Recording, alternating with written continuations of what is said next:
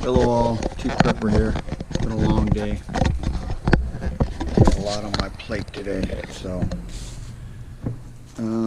long day as in I got up at 9 after staying up to midnight, getting woke up at 2, going back to sleep around 3. Wound up being way busier than I planned to. So I've been promising a video about the wood stove. I went by today, paid him, it's almost done. He has to fix a mistake that he made. He welded a piece of pipe that I gave him on upside down, and he didn't know that. So I am going hunting tomorrow.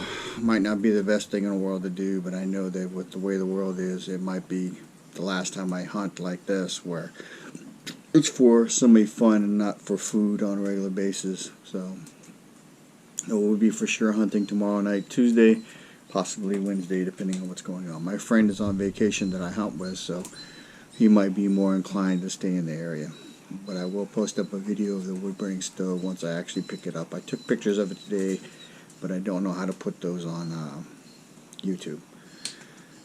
So I started at 09. I just sat down after loading my van for hunting, checking my lasers on my rifles, and the last thing I did was get a piece of conduit. Hey, stop! Get a piece of conduit and an elbow I need for the 50 amp box. I actually changed that out over the weekend to the right box so I don't have to cut the cable.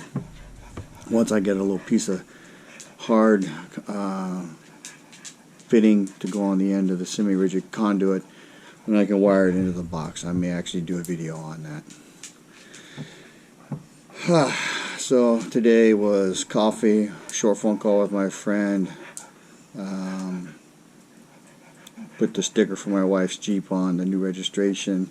Then I once again had Houdini chickens. They had escaped. I caught 3 and I asked my wife where the other one was. She's like, I don't know. I said, you know, we have 5 black ones, right? There's only 4 in the pen. That was after closing the hole they had created again. And then I found the other one. In the end, all my chickens are back in the pen. Rooster Cogburn and the rooster that was inside the pen got in a fight. He's a rooster that I did not own, but came into my yard and decided to stay, and he is blind. The other rooster kicked his ass and pecked his eyes out, so there's a decent chance he ain't gonna make it. So my baby chickens are still alive for now. Almost frozen to death today. The rooster I put inside the building to keep him safe, and he unplugged their light. So I gotta go check that in a few minutes, and that'll be the last thing I do today. And then got my coffee in me, went and had lunch with my dad, came back, changed vehicles, and took my tax paperwork into my CPA. And I drove my wife's old truck. I did a little bit of work on that before I left and drove it initially. I'm putting the break-in miles on it. So after the tax paperwork, I decided to go by a grocery store and buy some hunting supplies, as in food, sandwiches, chips, and cashed in some scratch tickets, and then got my wife a fresh loaf of sourdough bread. Came home. On my way home, the welding shop called and told me the wood stove was ready. I went by and looked at it. He made a few adjustments while I was there, and then he's got to fix that one thing. Then I finally came home, cooked some ribs, and well, it's been a long day. So the situation in Ukraine, I ain't gonna lie, it bothers me and it makes me worried. Only because Putin is threatening the world with nukes. Basically, he's drawn a line and threatened anybody who crosses it with the retaliatory things. I believe there are cyber attacks happening now. I saw a news article on my phone today saying Toyota shut down all operations in North America due to a suspected cyber hack, so whatever. I would highly encourage all of you to pull some discretionary cash out of the bank. Keep it on hand. I would say between $3,000 and $5,000 if you have that much. I do not have that much, but I pulled out almost all of mine and my dad's. Stock up on food, stock up on a way to have fresh water, filter it at least so it's safe to drink, alternate means for cooking methods, which is why I've been pushing on that wood stove.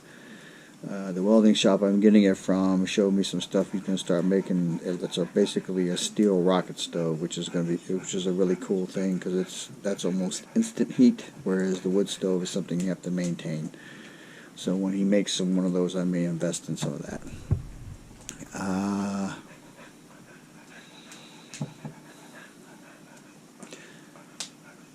So what I think is going to happen, since Putin has drawn the line in the sand, whether it's a false flag or not, I think that he's initially going to use a tactical nuke and then dare the world to do something or say something, or the West. If we do nothing, it gets worse, because then he'll feel like he can do whatever he wants. If we respond and how, that will determine how the world will look afterwards. There's a reason there are so many people scared and thinking about and listening to this, as far as not my channel, but all the other ones. There's a reason they're talking about nuclear war. So let's put some things in perspective. I watched Canadian Prepper's video where he had the guest on there that was talking about radiation. Everything the guy said was true. I only watched about 3/4 of the video because I was very busy today. So in 1996, which has been a while, I went and attended training. I guess I can still say this. I'm a certified radiation safety officer for the Army.